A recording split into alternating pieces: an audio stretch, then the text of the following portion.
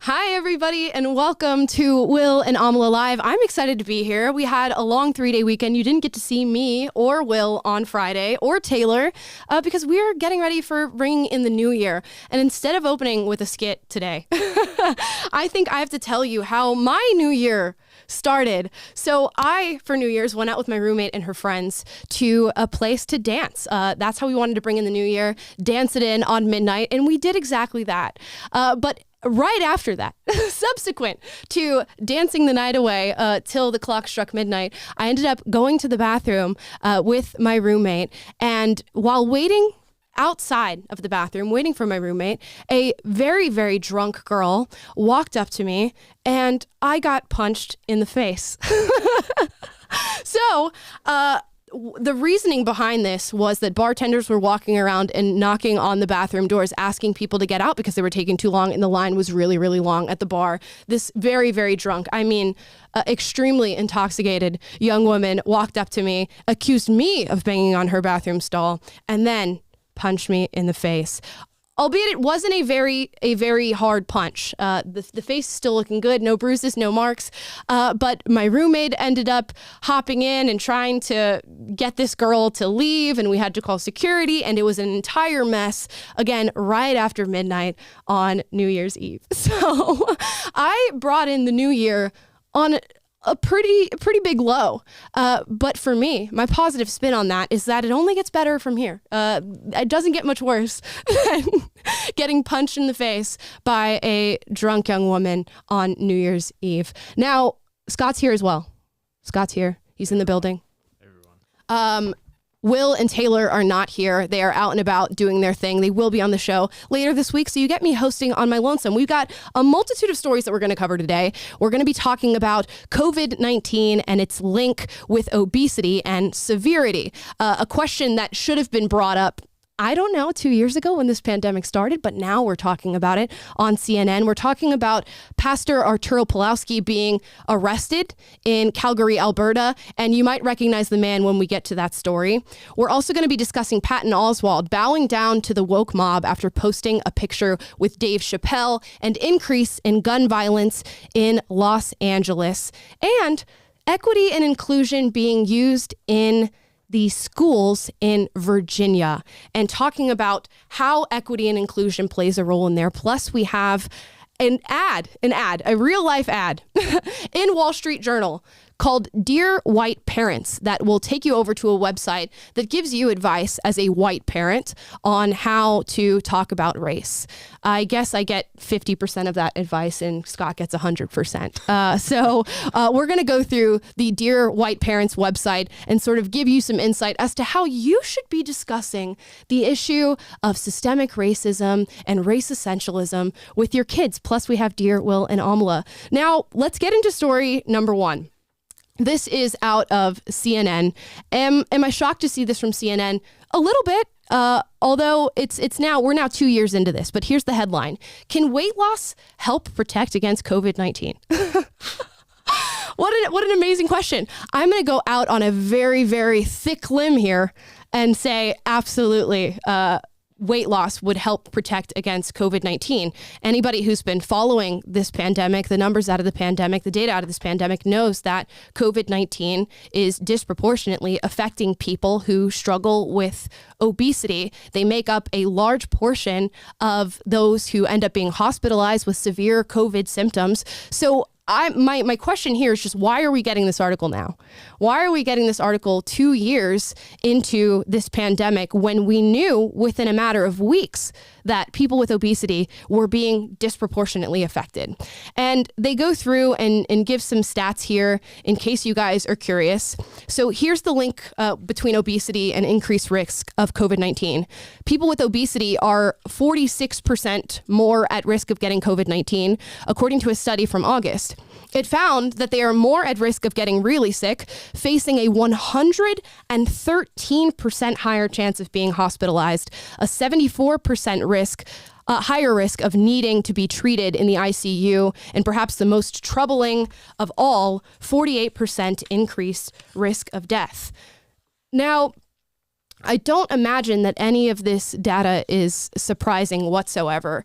And I'm very, very glad that CNN has posted this and put out this information, because it is an important thing that people need to be talking about. Obesity is a massive problem, specifically in the United States of America, and it's a problem that continues to go unaddressed. And even on the woke political left, we have the sort of conversation that we shouldn't be talking about weight at all, getting accused of being fat phobic, which has happened to a number of conservatives in this space and just normal people who value objectivity. So I'm glad CNN has posted this out. But it begs the question of why hasn't this been the narrative the entire time, especially if you are a news organization that claims to care about people's health and wellness. This should have been conversation number one when it came to COVID-19. And CNN posted an article last week that we went over with their tried and true Dr. Sanjay Gupta, who you might recognize from Joe Rogan's podcast, getting grilled on there and having really no answers. Dr. Sanjay Gupta put out a list of COVID New Year's resolutions. And number one is not to be healthy. Number one is not to go running and eat your vegetables and fruits and healthy carbohydrates. Number one was get vaccinated. And that's the story that continues to persist, despite the abundance of evidence that shows that vaccination is really not stopping transmission of COVID-19. We've got significant numbers of people fully vaccinated who are now sitting in hospitals with COVID-19, whether that's the Omicron variant or some other variant, who knows? And yet the narrative persists that vaccination is the answer here, so much so that we now have states and governments that are pushing for mandates. Here in LA, you can't get into a restaurant or a bar without showing your vaccine card and your ID. Now, when does the narrative shift around this? Because it's been 2 years now. And I think we're starting to see it a little bit now. You saw New York Times post an editorial piece, a front page editorial piece about how they are over the COVID-19 regulations, mandates, and culture. We saw the same out of the Atlantic, saying is 2 years enough for this? And can we now recognize that this is not going away? There will always be a new variant.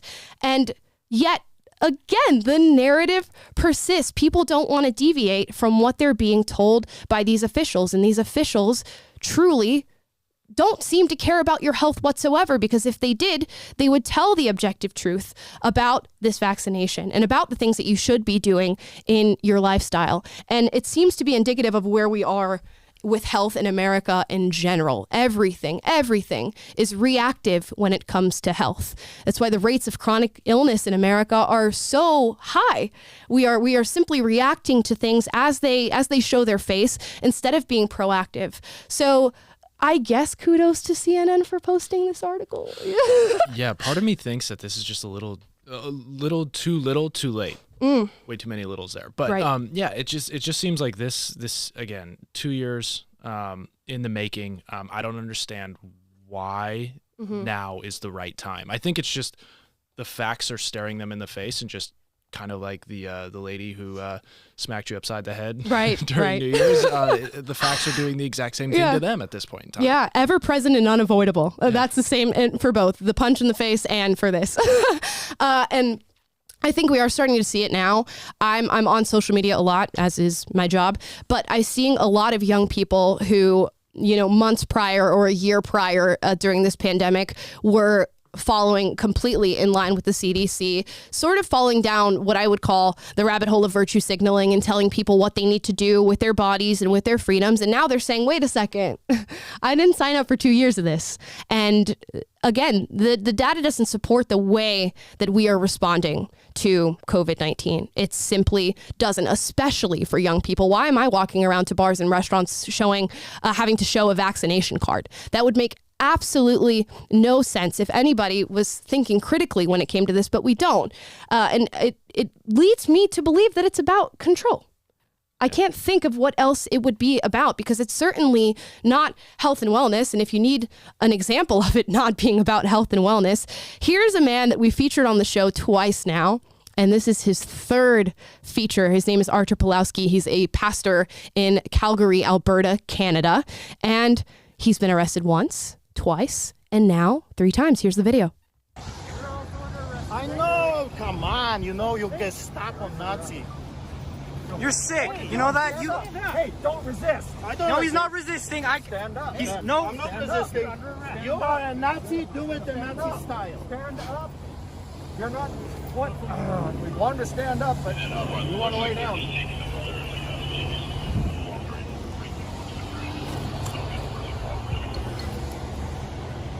He did that himself. And there it is. Artur has an MO now for getting arrested. Every time he gets arrested, he just simply lies flat on the ground and allows the cops to do whatever they need to do. But this is the third time.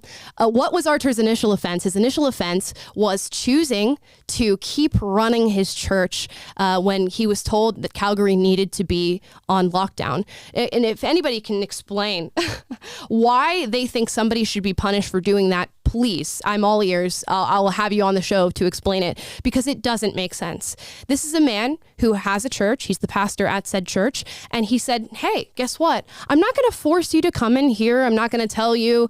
I'm not going to say, you have to come to church. I'm just going to leave the doors open and I'm going to continue to do my services. And if you want to come, you can come. If you want to get vaccinated, you can get vaccinated. If you want to wear a mask, you can wear a mask. Should that not be the way that we treat everything in this world, allowing people to have a choice? He didn't force people to come to his church and come to a super spreader event, as people like to call these things. He simply said, no. I'm a pastor. This is the work that I do. I run my church. I do charitable events at this church. He's been in trouble for feeding the poor at his church and keeping it open to do that, and yet has been arrested now for the third time, which what seems to be a never-ending onslaught of intimidation from the Calgary police. He states that he's constantly being followed, and this arrest itself happened after police initially pulled him over, forced him through a breathalyzer test in his car, and then let him go as there were no problems, and 5 minutes later came back to arrest him. Yeah, it looks like they brought the house as well, like 20 cop cars. I believe that was his son who was filming the entire incident, right? Yes. Yeah, and it just seemed like a little bit of overkill, a little bit of theater, if you will, to make him an example. And time and time again, to steal your time again, I love to say it. Phrase, yeah, it seems like he's the example they really want to highlight and take down. It's very clear. You have a man who is not stepping down, who's standing up for his beliefs, is going against the mandates and the regulations. And yes, they're trying to make an example out of him. They're doing a very poor job, because this is the third time he's been arrested, and he continues to rally, to protest, to keep his church open, and to do what he's doing. And that's bravery. It is brave to say, you know what is being instituted right now, what's being instituted right now is not okay, and I'm going to go against it, and I am going to stand my ground, and I am going to take the repercussions that come with that. Again, he's been arrested 3 times now, and if you guys want to contribute to his legal fund, you can. It's at saveartur.com, because I'm sure he's amassing a massive amount of legal fees. But it does speak to bravery, and a lot of where we are at right now is due to cowardice, because a lot of people see this, and I can tell this through personal experience. A lot of people see what's happening right now and don't speak about it. They recognize what's wrong and they don't do anything, or they expect somebody else to do that for them. And Artur is the man who is doing that for them. He is bearing the brunt of it. He is taking on the legal fees and the arrest, which has got to be just a horrible, stressful thing to have to go through on a day-to-day basis. But he's fighting for something that he believes in, and that is his right to not only run his church, but to leave his house, to have his kids in school, to go to his job without these just ridiculous, unscientific regulations. So proud of Artur. Again, saveartur.com if you want to go and support him. Now, let's move on to some woke mobbery, which haven't had a woke mob story or a cancellation story in a minute, but now we do, and it's because of Patton Oswald. You guys know him. He's a very famous comedian. And Dave Chapelle. Dave Chapelle is back in the news again. He just can't stay away. Controversy follows him wherever he goes. Patton Oswald, for New Year's Eve, posted a picture with Dave Chapelle. Here's the picture on his Instagram. And just talked about how he had finished a set at a comedy club. Dave Chapelle was at the one next door, and they met up. And he talked about what a great friend he was. And he's so excited to be ending the year with a real friend by his side. Now, the internet did not like this whatsoever. And for those of you who don't know why, Dave Chapelle put out a comedy special on Netflix called The Closer. In this special, he talked about the transgender movement and made a very simple statement. He made a very simple statement that women are women and men are men, that there are two genders. Now, of course, people did not take kindly to this at all. And through association, Patton Oswald has gotten a lot of hate, and he got a lot of hate comments. How did Patton Oswald respond to this? Did he double down and say, Dave Chappelle's my friend and I appreciate him? Sort of, but he had to issue an apology. And here's the apology that Patton posted, and it seems to be a picture of him trying to write the apology, which is great. I love that extra layer, that extra bit. He starts off by talking about how talented Dave Chapelle is, how great of a friend that he's been. But he goes on to say, we also 100% disagree on transgender rights and representation. I support trans people's rights, anyone's rights to live safely in the world as their fullest selves. For all the things he's helped me evolve on, I always disagree with where he stands now on transgender issues. And there's a whole paragraph, you guys can go and read it on his Instagram, where he talks about how he stands behind LGBTQ people and that he tried to delete a few of the mean comments on his post before with Dave and decided, no, I need to address this. And here is what I would deem to be a moment of cowardice. Instead of standing up and saying, you know what, he's my friend, he issued an apology to the mob that came after him. And I'm curious as to where he disagrees with Dave Chapelle on transgender rights, because anybody who went and watched his special, The Closer on Netflix, which you can go and watch yourselves, I don't find any marginalizing of trans people in that special whatsoever. And if you watch it, there are jokes made at the expense of trans people, gay people, black people, white people, any group you can name, there's a joke made at their expense, because comedy is the final frontier of free speech, and you should be able to joke about anything and everything. And while he did joke about transgender people, he also came to their defense and spoke about a story that deeply affected him, of a transgender person that was one of his best friends, that he allowed to open his comedy shows when he went on tour. And this transgender woman died by committing suicide after getting hate for the association with Dave Chapelle. And he spoke about how all transgender people are simply going through human experiences, and that we should try at baseline to understand that they are human, they are going through human experiences. And he spoke about how much he loved his friend. Where does Patton Oswald disagree with him on transgender rights? At what point in anything that I just said was something wrong said? And the onslaught continues. People are still trying to get this comedy special off of Netflix. And what really, I guess, irritates me about the response to this is that we don't care about intent anymore with people's words. This was a comedy special that was meant to make you laugh, to feel something. He spoke about a friend that he loved, but despite all that, because he said one statement that men are men and women are women, everything that he said is washed away, and he's now a bigot transphobe. And it matters not what his intent was with doing the comedy special, even how hard he tried to get people to understand what it's like to be transgender, or at least have that human connection with people who are. It doesn't matter. People don't care about your intent anymore. They care that you said something that doesn't fall within their ideology, and they will attack you for it. And there are people like Dave Chapelle who go, no, I'm not going to back down. I said what I said. I believe what I believe. And it was a comedy special. And then there are people like Patton Oswald who apologize to the woke mob. And what it does is it reinvigorates their cause. They go, now if I know that if I harass people and if I tell them who they can and cannot associate with, they will crumble and they will submit an apology to me. They'll even post a picture of them writing said apology to me. And it only emboldens them. Yeah. I don't mean to like belittle this situation or anything like that, but it's very similar to when I see parents just giving in to toddlers or kids who are throwing a tantrum for a candy or something in the supermarket, and just succumbing to that because it just beats you down. Ultimately, like you can't do that. I feel like this was the easy way out for Patton, and it's a shame because I love his comedy. I loved him in The King of Queens. Yeah. Like I absolutely love what he does. But I just think he's just so off on this. Like if Dave was as good of a friend as you say he is, you would have his back and you would listen fully to what he said. Because I agree with you.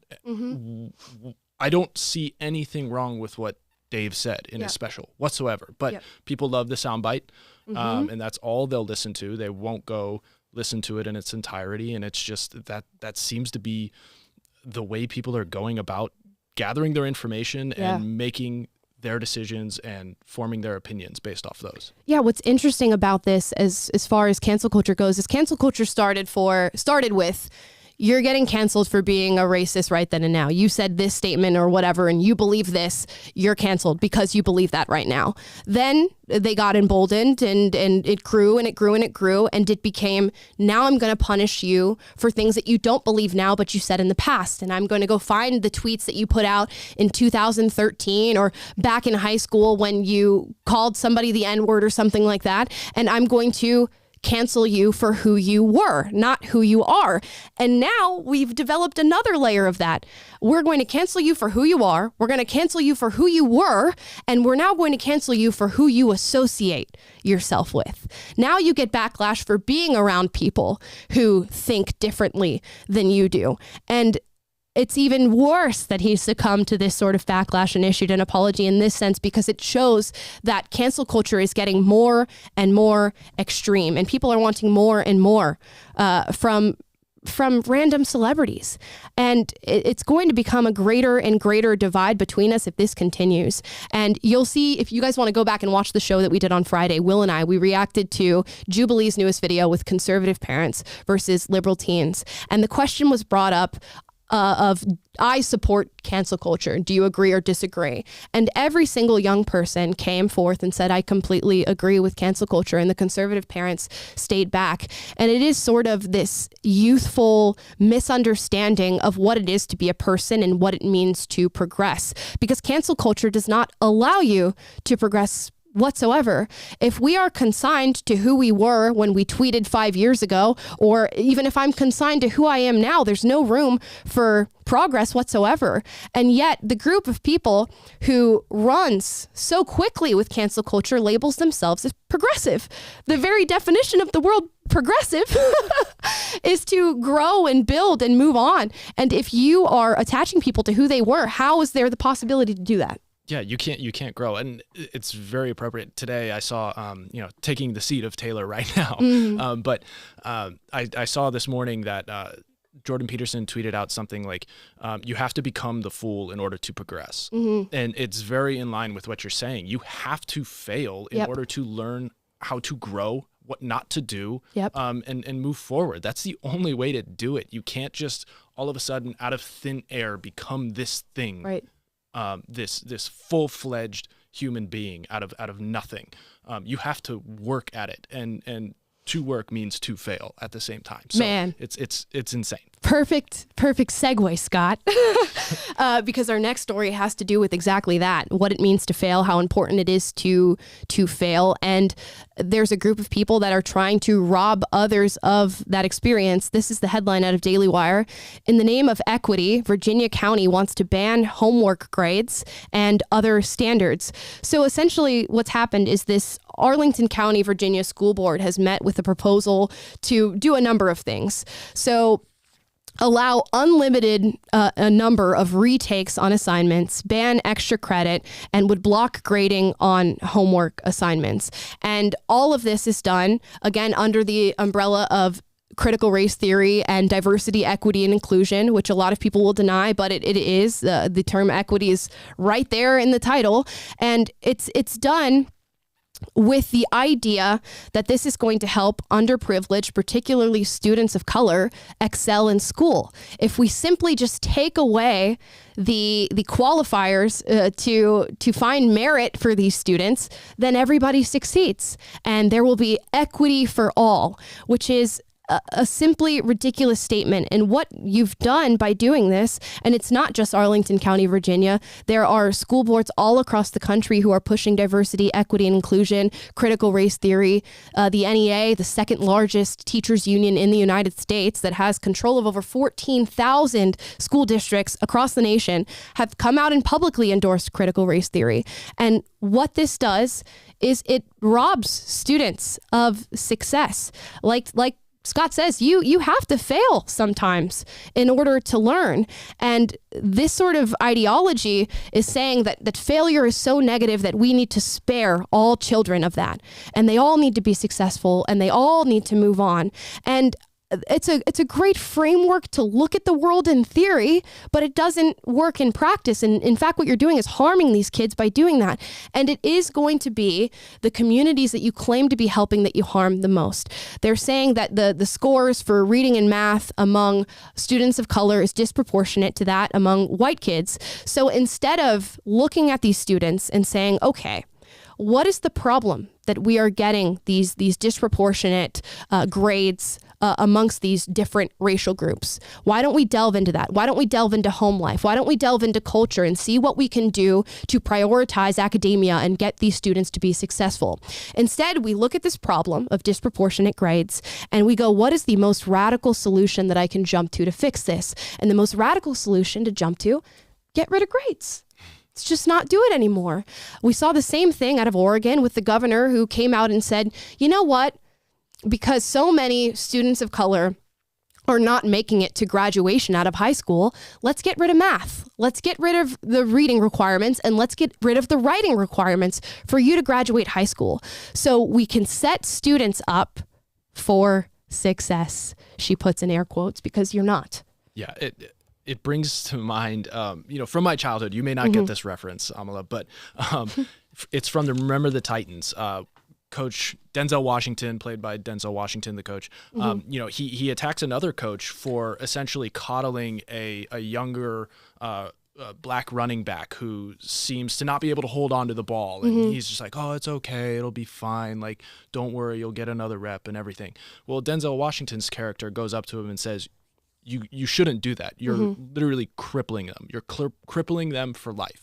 You are. And like that message is just stuck in my mind, like regardless of race, that's that message itself. It's just, whenever I look back in my life and see a time when, a parent or a coach or a teacher just like, was like, oh, it's okay. Like, you'll be fine. It's like, I don't know. I cringe at those moments because I realize that either prolonged me overcoming that inefficiency or inequity there of my own.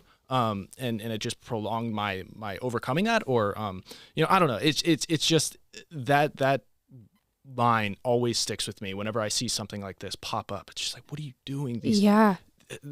You're teaching these kids the wrong values right off the bat. It's just amazing that people jump to these conclusions when they see these problems. Why not go, no, I want all these children to be well-versed in math and reading and writing, and I want them to be the best prepared to go out into the real world. Instead, you quite literally just give them a crutch, and guess what? When they get into the real world, the crutch is gone. It's going to be gone, and they're going to have to face reality, and it is going to affect the students that you claim to help. The famous saying, the soft bigotry of low expectations. This is hard bigotry of low expectations. You are crippling kids' minds all for the sake of social justice, if we even want to call it that, and for virtue.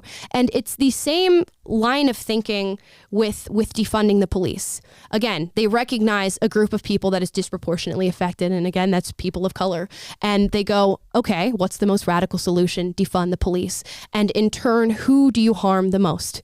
You are not harming the white male capitalists that you claim to be fighting with these different movements. You are harming the young, poor, inner city, black and brown children that live in these neighborhoods, and white children who live in these neighborhoods. That's who ends up bearing the brunt of the policy and the legislation that people put forth. And again, if this continues in education, I'm going to be amazed to see what kids' grades look like and what their retention looks like by the time they get out of high school. This is a cycle that does not support itself. And I feel bad for the kids that are sitting in public education institutions in this country right now because they don't have a say in the matter. They don't get to know that their education is being crippled by people who think they don't have the capabilities to learn or to get good scores or to do extra credit. And there's just no nuance here. Should there certainly be cases where a kid comes in and he goes, I'm so sorry. I had to take the school bus home, and my mom, I'm with a single mom. My mom works all the time. She couldn't help me with my homework last night because she was working a late shift. Absolutely. There's leeway for that. There's leniency for that. And you can help those children. It doesn't help those children to go, oh, well, you just don't have to do homework anymore and we're not going to grade it. And if you can't read by the time you get out of here, we'll still move you to the next grade. So it's just a failure in thinking. And there has been backlash in this particular school district with teachers and parents alike. So I'm hoping to see that this just rolls over and they don't go forward with it because it's simply not right. Yet we still are moving around with the equity, with the inclusion, with the diversity, and pushing this idea that melts individuals down to their race and their gender rather than who they are and what they can learn and what they know. And a great example of this, here is an ad published in the Wall Street Journal. And nothing shocks me at this point anymore, but I could see where this could be shocking. This is Dear White Parents. We can raise an anti-racist generation, and you can do so by going to dearwhiteparents.guide. Now, I wouldn't just look at this ad and not go to the website. So let's go to the website and take a look at what we need to know. Me as a half-white parent, eventual parent, Scott as a maybe possibly going to be parent at some point in his life. We'll probably both be parents at some point in our lives. And I guess we need to know what our white children need to learn. Yes. Yeah. Yes. So here is a White Parents Guide. What white children need to know about race. And you go through this and it talks about all the amazing conversations that you should be having with your white child about white racial socialization. And the premise here, because we're not going to read through this entire 20-minute spiel live, is that white kids are not taught to socialize when it comes to race. And they even go as far as to say that the colorblind narrative of treating everybody fairly and equally and with kindness, regardless of race, and being colorblind to race is detrimental to teaching white children. I have no words, honestly. And I just can't imagine reading this and going, I need to start having this conversation with my 10-year-old. I need to start talking to them about race. And again, I always get very, very upset when I see this sort of ideology or this sort of framework pushed at children. Why are we doing this to children? Children truly do not care about race whatsoever. They go to school, they make their friends, they hit it off with people, and they have fun. And to rob a child of that by saying, no, because you were born with your skin color, this is attached to you. And because little Timmy, who's black, was born with this skin color, this is attached to him. And you are oppressing him just by being there. It doesn't matter whether or not you make racist statements or commit a hate crime or follow through with racist actions. It only matters now what you look like. And of course, this talks about, unconscious biases and inherent racism attached to whiteness and white culture. And what good does this do for children? I wouldn't say it does any good, obviously. But what I think it's doing is it's creating a game in which there is no way for you to win, specifically young white children. It's ramming it down their throats and instilling it into their minds that there's no way they can overcome this apparently inherent negative aspect of themselves, which is it's so odd. It's teaching them that they can't win will ultimately break them down and create some sort of inferiority complex, and it's just so evil to do to children. It is. Like I don't understand how they can look themselves in the mirror and think this is okay. Yeah, and you have to wonder that there's going to be a group of parents that read this and take it as gospel and say, I need to start having these conversations with my children about their bias. And we see these videos of parents who buy books like Anti-Racist Baby and start having those conversations with two-year-olds. We've seen, leftist dogma come out about how you should start having conversations about race with your children as early as possible. I forget which show exactly we showed this on, but it was a pamphlet that talked about how kids can start to express racist prejudice at the age of 6 months. At the age of 6 months, you might have yourself a little white supremacist. So you better buy Anti-Racist Baby and start talking to them about these issues. And we're seeing this, of course, in public schools where kids are being separated into affinity groups, where they are sort of ranking themselves by privilege and power. And the black kids are being placed in groups together, Hispanic kids in groups together, and white kids in groups together. And they say the explanation for this is that we can't get rid of racism unless we constantly talk about race. And that's even written in this. We can't get rid of racism unless we bring up the conversation of race all the time. I would argue the exact opposite. It's a non-starter. There's no reason to talk about it. I bear nothing in common with another person simply because they are black. The only thing we would bear in common is maybe the way our skin color looks, but it tells you nothing about who they are as an individual, what their likes or dislikes are, what their religion is. There is no commonality between individuals purely based on race, yet we are being convinced that that is the number one marker of what it means to be an individual. I would be not boiled down to somebody who likes to sing or likes to read or likes to watch movies and talk about political issues. I'm boiled down to half black female, half white female, whatever marker you want to use.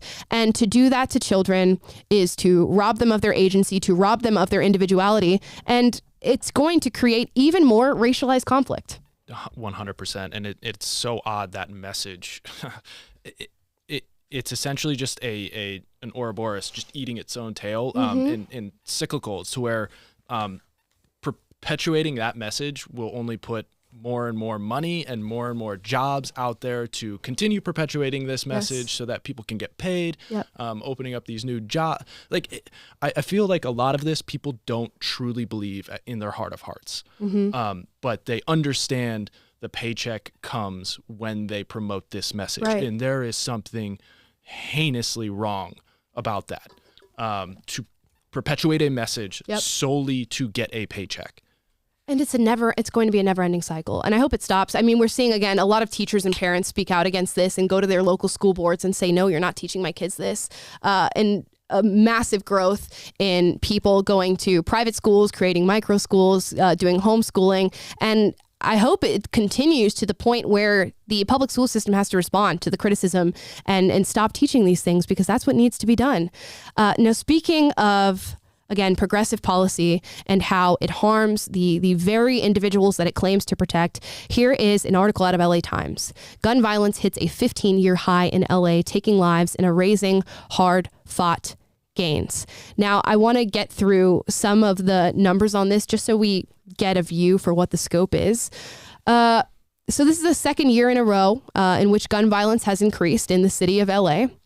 And they talk about a young kid who was shot during a robbery and ended up surviving, luckily. And they said that if he had been killed, he would have been among the nearly 400 people killed in LA this year, whose deaths mark a 50% increase in homicides in 2019. Now, I read this story and thought, surprise, surprise, this happens to be the case with progressive-run cities. Chicago's a great example of just gun violence running rampant and nothing being done about it, even though it disproportionately affects poor people of color and very young people. And when I read this story, I thought, what do you do? What do you do about this problem? We live in California. These are the numbers out of LA, the stats out of LA. One of the strongest gun control states when it comes to legislation. What is the issue here that people are going out and killing each other? And I thought, okay, I need to call somebody. I called my friend. I won't give his name, actually. He's a police officer here in Los Angeles in one of the most dangerous areas, and that's Watts. So he's constantly patrolling and just hanging around the community there and helping young people there. And I asked him what he thought was the major cause of this huge increase in gun violence. And he talked about the criminal justice system and the progressive reforms that we're making to the criminal justice system. Now, in Los Angeles, robbery is not a felony. You're seeing these massive rises in smash and grab violence, which we've shown on the show. You guys can go and look up these videos, and people are embracing criminality and going, you know what? I can do this now and I won't get in trouble. Cities like San Francisco, where you can go and shoplift $950 worth of products and not get in trouble for it. And what do you think people are going to do when that's the case? They're going to go, hey, you only live once. I'm going to grab a gun and I'm going to go hit up a store and rob it.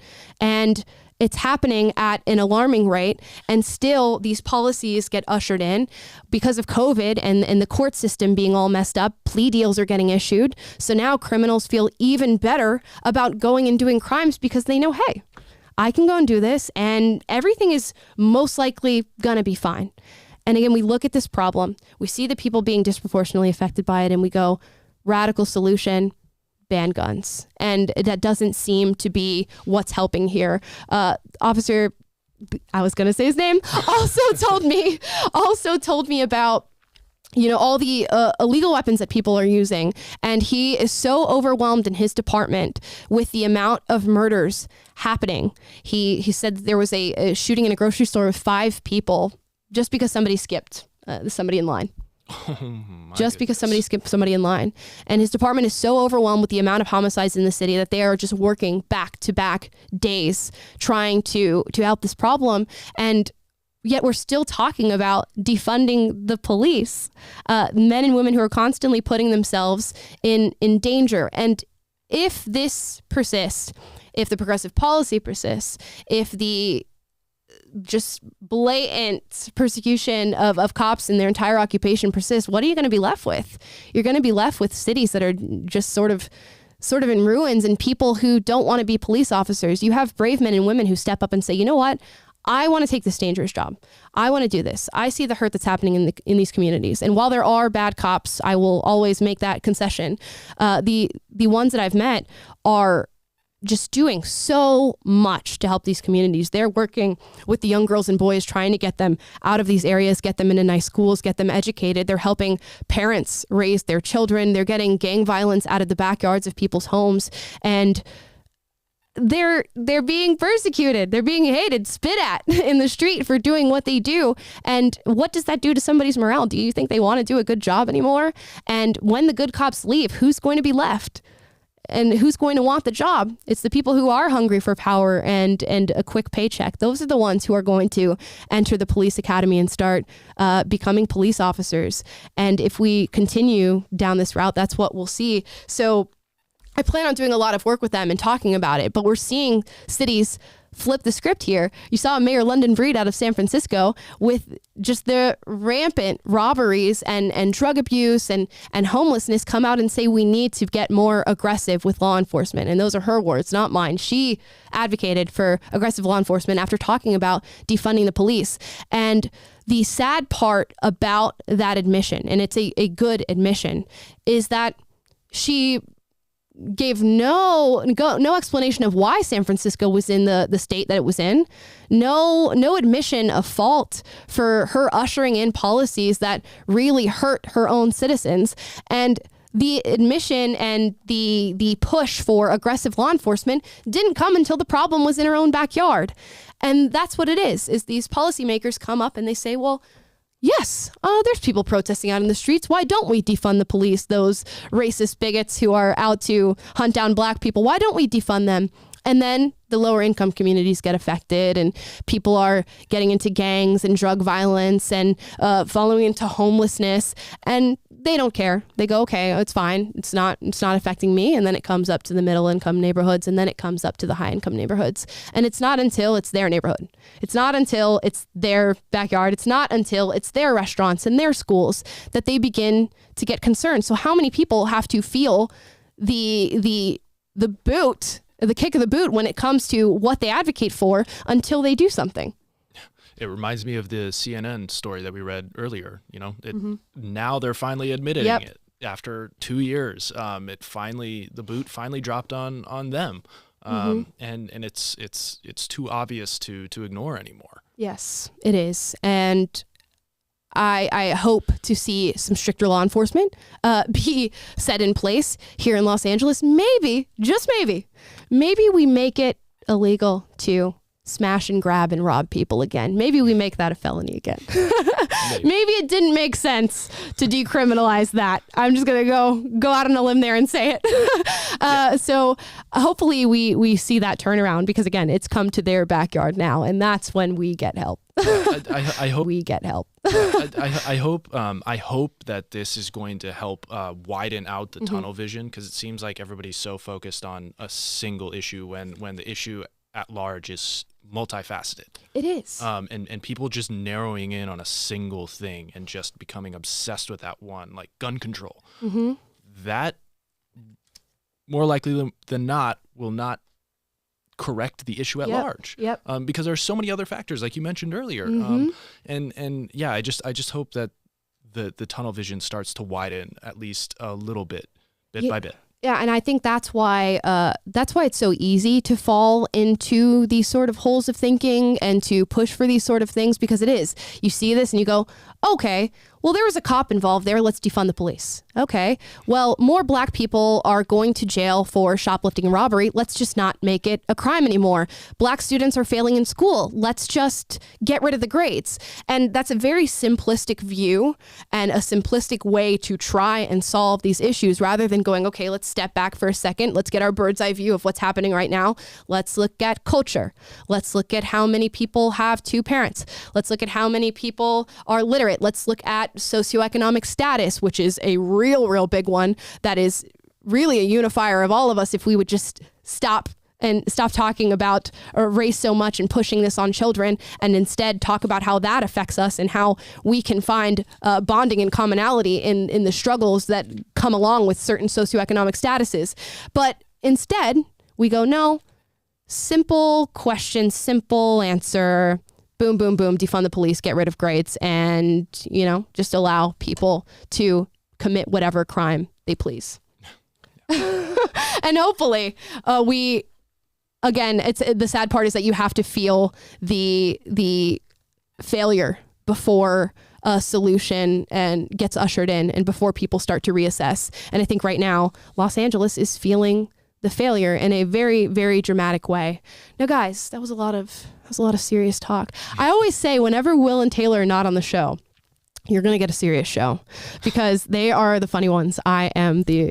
I'm the straight, go for the information, give you my take and move on.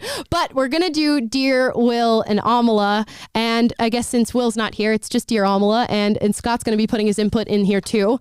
We get a lot of dating questions for Dear Will and Amala. And Will's advice is just kiss her. So if a dating question works every time, I'll tell you, he says from behind the jail bars. So if a dating question pops up, just know that Will would say, just kiss her. Here's question number 1. This person chose to remain anonymous.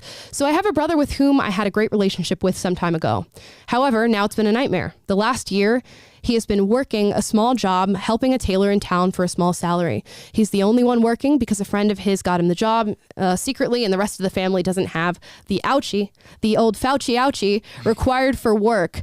Thing is, he goes to work, comes back home, and drives me nuts by criticizing my food, complaining about how only a few things get done, and claiming that he can do things better. It gets me mad because he complains. I'm getting confused here, but doesn't help a lot either. We are a family of 6 with health issues and other problems, yet he barely does his chores, talks back to my parents disrespectfully, and always tells me to shut up because I talk too much. I love my brother, but he's starting to become a bother. I can barely talk to him anymore without starting a fight. Any advice on how to deal with this issue? It's a lot to unpack there, Scott. There's a lot. Have you ever had some contentious moments with your brothers? Oh, all the time. Yeah. So I come from a family of 5 kids. I'm smack dab in the middle. So I've had to put my dukes up a few times here and there. Yeah. Ultimately, it's as a younger boy, we would result to fighting and wrestling more often than not. But right. One of the things that after we tuckered each other out and were just tired and couldn't fight anymore, one of the things my mom and dad made us do after we fought was shaking hands and realizing that we're brothers and or sisters. At the end of the day, buddies for life was the saying that we used to go to. I mean, ultimately what it comes down to, I think you just have to have a true, honest discussion with your sibling. I'm not sure how old this young lady is, but or man. Don't misgender. Yeah, I can't do that. But yeah, ultimately, you have to hash this out one-on-one, and you have to be honest with them. You can't hold back because it needs to be out in the open, and you guys are brother and sister, or sister and brother, and at the end of the day, like it needs to happen. Yeah, not to give you the old therapy advice answer, but when you do this, I feel this is probably a good way to go about it. Yeah, just sit down. You guys are brothers. He's not going anywhere. You're not going anywhere. It'd be nice to just have the conversation and say, maybe just say, when you do this, it's impacting me in this way. And a lot of people do things in a sort of brash, not super thought through as far as how it impacts the other person, and they run with that. And to sit them down and say, hey, when you did this, it makes me feel this way, and you're my brother and I love you and I want us to have a really good relationship. Who's going to say no to that? I mean, he might, but that wouldn't be very nice. So yeah, just talk about what you can do to be better, because I guess you said he's complaining about things not getting done while he's at work. What can you do to carry some of that weight? What can he do to carry some of that weight? And how can you guys be better communicating? I went through, I talk about this on the show all the time, a phase with my mother when things were getting heated from a political standpoint, and I was recognizing that I didn't really fall in line with what I was taught my whole life, and we started having discussions about that. And at first the discussions were rough, lots of arguments, lots of screaming back and forth, and eventually we just had a discussion and said, hey, this is not working the way that we're doing this right now, and when we discuss this, it makes me feel that way, and when you say this, it makes me feel that way, and we decided, okay, maybe that's a discussion that gets off the table. So just draw your lines, have him draw his lines, and try to navigate it, because he's not going anywhere. That's your brother. Yeah, I think that was a great point that you made. Ultimately, yeah, you can point the finger. I mean, this is such a cliche, but you can point the finger, but there are 3-4 others that are pointing right back at you. So I think kind of looking yourself in the mirror and trying to think of the small things that you could do to help improve the relationship, some things that you yourself may be lacking or not doing. Yeah. That's where you can start, and that's the easiest place to start. So yeah, I thought that's a great thought. Thank you, Scott. Yeah, no, people really start to change when they see that you're putting in effort too. And you say, like, I've made this important to myself first. Now I want it to be important to you. So yeah, always assess where you can do something nice for your brother and see if that helps at all. Next one. Dear Will and Amala, I want to do research for myself to be informed and be able to stand for my beliefs, but I don't know where to start. Any advice for news sources and where to look to get reliable facts to be able to fight for what I believe in? This is from Snow D. Hawthorne. So obviously, we run a daily show where we are constantly looking at news sources and news stories and going through the entire gamut of sources that you can have for news. And what I do is I read as much as I can. You read CNN, MSNBC, ABC, Washington Post, you read Fox News, OAN, Newsmax, Daily Wire, you get a full spectrum of news and read all of that. And through the bias on both sides, which is very, very clear, you'll find the objective facts. So get those objective facts, get the opinions from people who label themselves as leftists or progressives, people who label themselves as centrists, and people who label themselves as conservative, and see what you've gotten out of it. But the key is to go through and find the objective facts first, which can be difficult these days. 100%. I honestly don't think I can answer that question any better. It's you have to. Thank you. You have to look at through the prism of everybody's take. CNN, Fox, all the above, and really absorb the information, see the angles that are being presented, and you have to search for the answer yourself. And by gathering all that information is the best way to find that answer. You can find the diamond in the rough. And I won't say that it's easy at all. There's so much bias out there, and sometimes it is very subliminal and hard to find. But looking at the language is another really important thing to find out where certain journalists, if we even want to call it journalism anymore, where they lie. Like, here's an example. I was reading about this Patton Oswalds story between him and Dave Chapelle and the apology. Here's an article out of National Review. Patton Oswald turns rat against Dave Chapelle. Now you read the headline and I go, I wonder how the National Review feels about this particular situation. There's a clear amount of bias in the word rat. And you'll find that as you read through things, you'll see certain words that don't point to an objective truth, but point to an opinion on the matter. And when you see that, you'll find out where people lean. So just find the straight up facts. Then look at all the different opinions that there are, because there will be hundreds, if not thousands, and then see where you lie. And it is tough. I'm not going to say it's easy. Yeah, and I would also add, make sure you're approaching each issue or topic with as little emotion as possible, so that you can really be that sponge for the information, and not close yourself off to a take or an idea, so that you can really absorb it, digest it, and go from there. It's so true. I used to hear stories, and before I even got to an article, already had made up my mind about what I thought. Not even, I would maybe skim. It wouldn't even matter to read anymore. And a lot of people are like that. I would hear about a police shooting and go, okay, racist cop, easy, done. Sold. And you have to be mindful of when you do things like that and really try hard. And it's a daily struggle for me and for Will and Taylor and Scott too. You have to find your blinders per se and try to keep them at bay. Next one. Dear Will and Amala, how can I develop a tough skin to not care about what anyone thinks of me regarding my views? This is from Max Andre 01. This one's a tough one. If you're a sensitive person, it is really hard to develop a tough skin and and not care for what people say, because even if you act like you don't care, you do. Oh yeah, for sure. You do. Do you have any immediate advice for this one? It's a rough thing. Yeah. Advice. I'm not 100% sure, but I would say, to start going in the right direction, you have to take the first step, and that's always going to be the hardest. So you have to put yourself out there, put your views, your beliefs, whatever it may be, put it out there, and be vulnerable to getting that backlash. And kind of what I said earlier, you have to be the fool in order to progress. It's kind of the same. You have to be willing to go through that difficult period and potentially being judged or made fun of or something for what you believe or what you think, and let that harden you. Yeah, and I think it sort of ties into knowing who you are as an individual.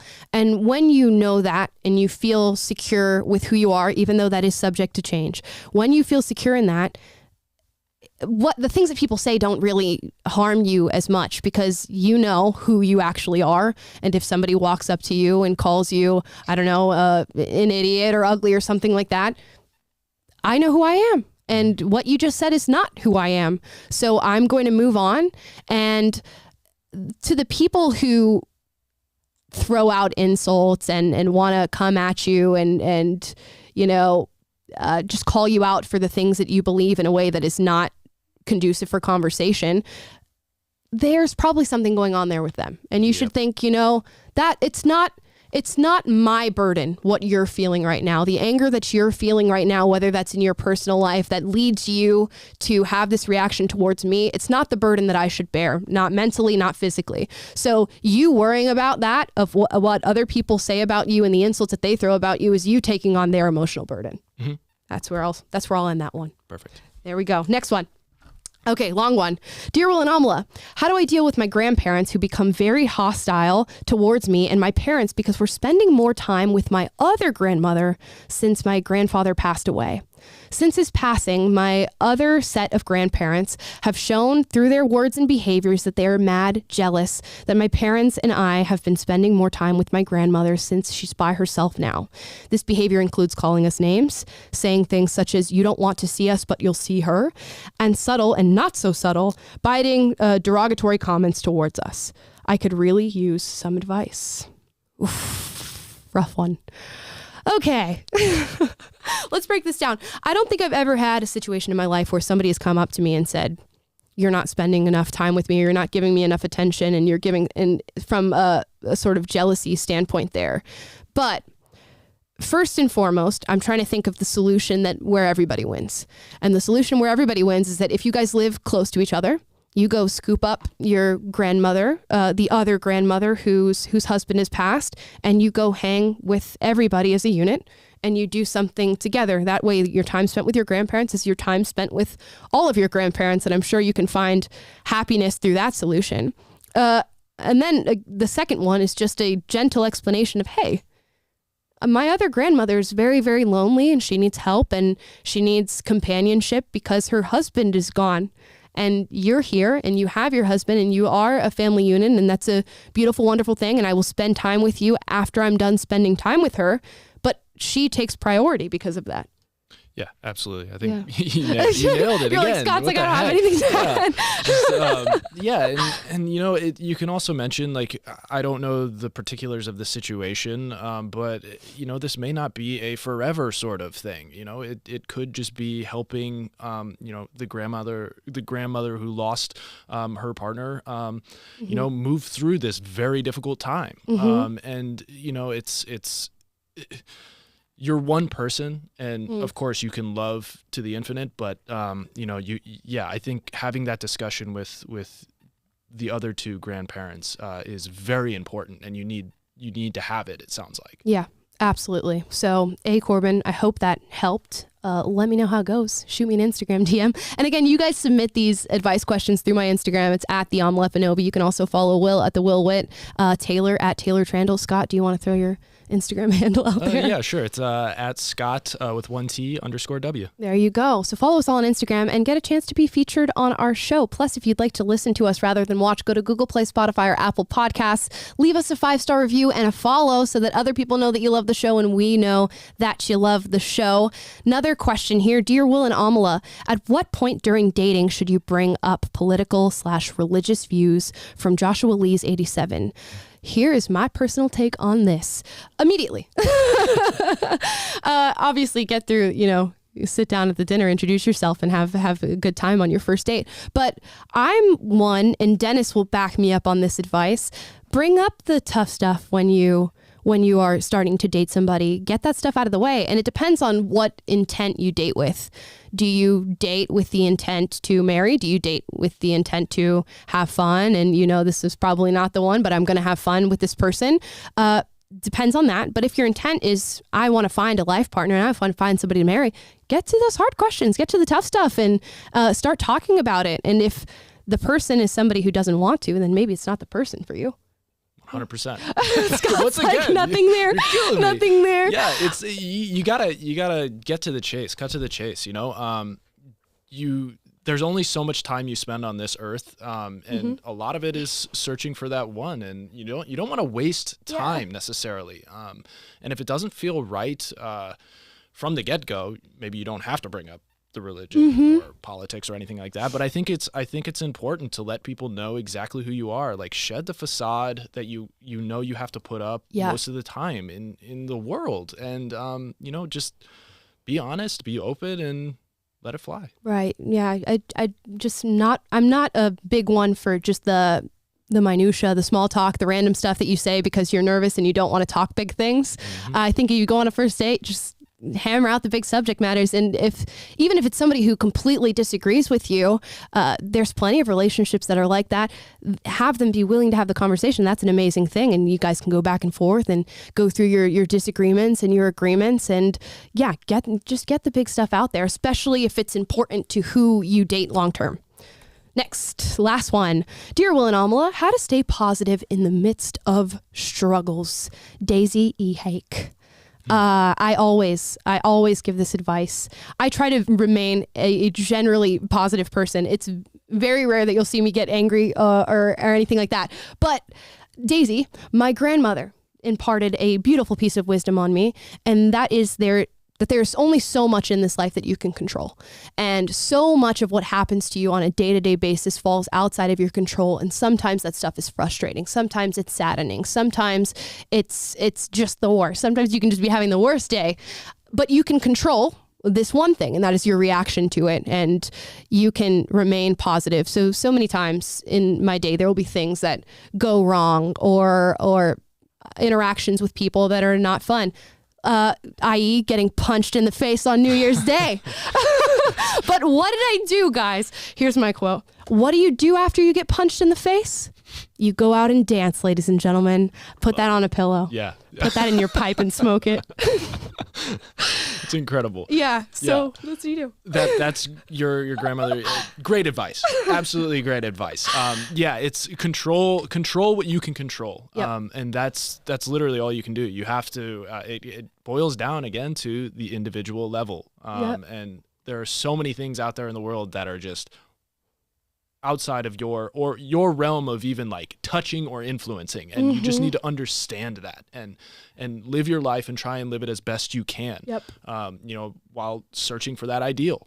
I think the struggles are real for everyone. Real. Yep. Absolutely real for everyone. And that's also something you should keep in mind is everybody around you, everybody you speak to on a day-to-day basis or on this planet, everyone's going through a certain form of struggle. And the only way for you to personally get through it is to recognize that and just keep pushing forward as best you can and trying to improve yourself day to day. Yeah. And I guess I'm going to keep riffing on this because I have more to say, but it's a blip.